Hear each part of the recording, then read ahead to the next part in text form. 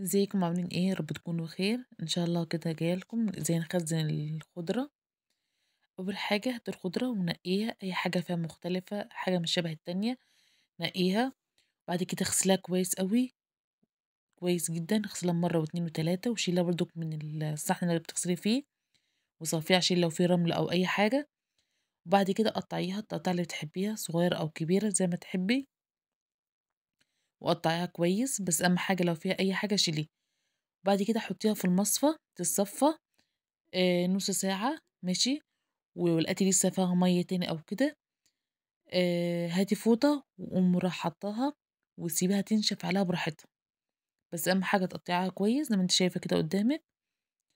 وبافضل أفضّي فيها برضه، أفضّي في المصفى، أفضّي في المصفى، واسيبها بقى براحتها لحد ما تنزّل مَيّتها خالص. وبعد كده لقيت لسه فيها شوية مَيّة، جبتها زي ما أنا قُلت لكم، حطيتها على الفوطة كده وابدأ أعمل فيها كده زي ما بتعملي في الملوخية أو أي حاجة عاوزة تنشّفيها، وتسيبيها براحتها. ممكن تسيبيها نُص ساعة كده، ما تخافيش مش هيجرى لها حاجة. وما تحطيش خل ولا ليمون ولا أي حاجة.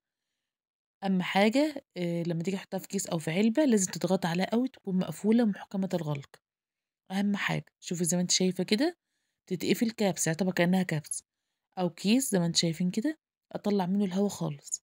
ولو عاوزة هناخد حتة هنكسرها وهنسيب الباقية، عمرها ما تسود ولا هيجرى لها أي حاجة. جربيها وقولي رأيِك.